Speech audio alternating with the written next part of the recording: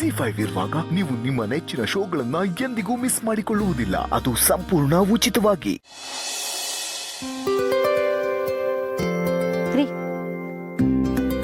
Thank you. ಏನಿವತ್ತು ಆಫೀಸ್ಗೆ ಹೋಗಿಲ್ಲ? ಇಲ್ಲ ಪುಣ್ಯ, ಅಮ್ಮನ ಹೆಸರಲ್ಲಿ ಪ್ರಾಪರ್ಟಿ ಪರ್ಚೇಸ್ ಮಾಡ್ತಿದ್ದೀವಲ್ಲ, ಅದನ್ನು ಪರ್ಚೇಸ್ ಮಾಡಿ ರಿಜಿಸ್ಟರ್ ಮಾಡಿಸ್ಬೇಕು. ರಿಜಿಸ್ಟ್ರೇಷನ್ಗೆ ಅಂತ ಕೆಲವೊಂದು ಡಾಕ್ಯುಮೆಂಟ್ಸ್ ಅರೇಂಜ್ ಮಾಡ್ಕೋತಾ ಇದ್ದೀನಿ. ಇಲ್ಲೇ ಇಷ್ಟೊಂದು ಕೆಲಸಗಳಿದೆ. ಆಫೀಸ್ ಕೆಲಸ ಎಲ್ಲ ಅಭಿ ನೋಡ್ಕೋತಾನೆ. ಪರವಾಗಿಲ್ವೇ, ನಿಮ್ಮ ತಮ್ಮಂಗೆ ಅಷ್ಟು ಜವಾಬ್ದಾರಿ ಬಂದ್ಬಿಟ್ಟಿದೆ. ಜವಾಬ್ದಾರಿ ಅಂತೂ ಬಂದಿದೆ, ಹಾಗೆ ತಿಳುವಳಿಕೆನೂ ಬಂದಿದೆ.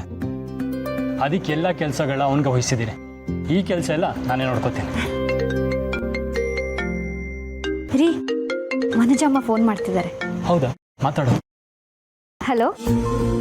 ಹಲೋ ಪೂರ್ಣಿ, ಏನು ಮಾಡ್ತಿದ್ಯಾ? ತಿಂಡಿ ತಿಂದ್ಯಾ? ತಿಂದೆ ಅಮ್ಮ, ನಿಮ್ದಾಯ್ತಾ? ಆಯ್ತಮ್ಮ. ಪೂರ್ಣಿ, ದೀಪಿಕಾ ಮಾತಿಂದ ನಿನಗೆ ಬೇಜಾರಾಗಿರ್ಬೋದು.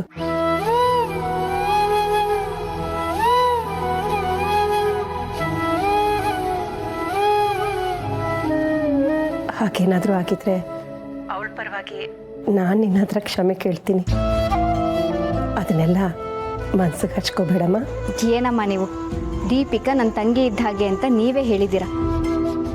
ಅಂಥದ್ರಲ್ಲಿ ಅವಳು ಏನೋ ಮಾತಾಡಿದ್ಲು ಅಂತ ನಾನು ಬೇಜಾರು ಮಾಡ್ಕೊಂಡು ಕುತ್ಕೊಳ್ಳೋಕ್ಕಾಗತ್ತಾ? ಅದಿರಲಿ, ನೀವು ನನ್ನ ಕ್ಷಮೆ ಕೇಳಿದ್ರೆ ನನ್ನ ಮನಸ್ಸಿಗಾದರೂ ಸಮಾಧಾನ ಇರುತ್ತಾ?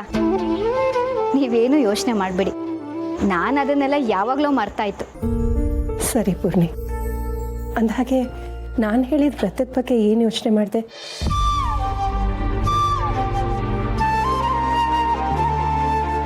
ನಾಳೆನೇ ಒಳ್ಳೆ ದಿನ, ನಾಳೆಯಿಂದನೇ ವ್ರತ ಶುರು ಮಾಡ್ಬೋದು. ಹೌದಾ? ಸರಿ ಅಮ್ಮ, ನಾಳೆಯಿಂದನೇ ಶುರು ಮಾಡ್ತೀನಿ. ನೋಡು, ಅದರ ಡೀಟೇಲ್ಸ್ ಎಲ್ಲ ನಾನು ವಾಟ್ಸಪ್ ಮಾಡ್ತೀನಿ. ಏನು ಭಕ್ತಿಯಿಂದ, ಶ್ರದ್ಧೆಯಿಂದ, ನಂಬಿಕೆಯಿಂದ ವ್ರತ ಮಾಡು. ಸರಿ ಅಮ್ಮ, ಮಾಡ್ತೀನಿ. ಸರಿ ಪೂರ್ಣಿ, ಇಡ್ಲಾ? ಬಾಯ್ ಅಮ್ಮ.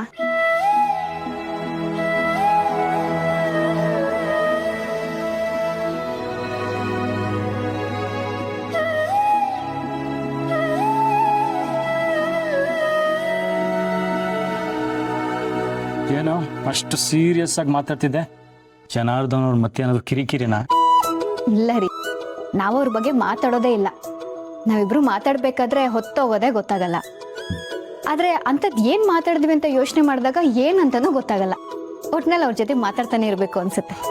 ಆಯ್ತಾಯ್ತು, ಏನು ಮಾತಾಡಿದೆ ಅಂತ ಹೇಳಿ. ರೀ, ವನಜ ಅಮ್ಮ ಮಕ್ಕಳಾಗೋದಕ್ಕೋಸ್ಕರ ಒಂದು ವ್ರತ ಹೇಳಿದ್ದಾರೆ. ನಾಳೆ ತುಂಬ ಒಳ್ಳೆ ದಿನ ಅಂತೆ, ನಾಳೆನೇ ಶುರು ಮಾಡ್ಬೇಕಂತೆ. ಏನು ಪುಣ್ಯ ಇದೆಲ್ಲ?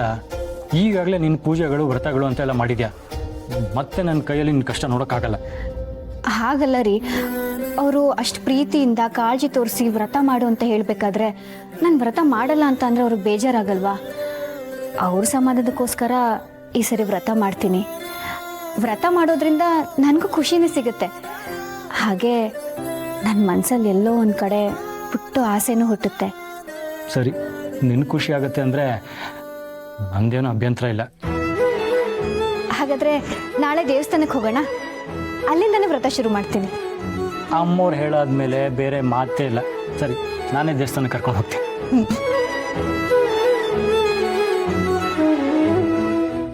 ಜಿ5 ಆಪ್ ಡೌನ್ಲೋಡ್ ಮಾಡಿ ಎಲ್ಲಾ ಸಂಚಿಕೆಗಳನ್ನು ಸಂಪೂರ್ಣ ಉಚಿತವಾಗಿ ನೋಡಿ.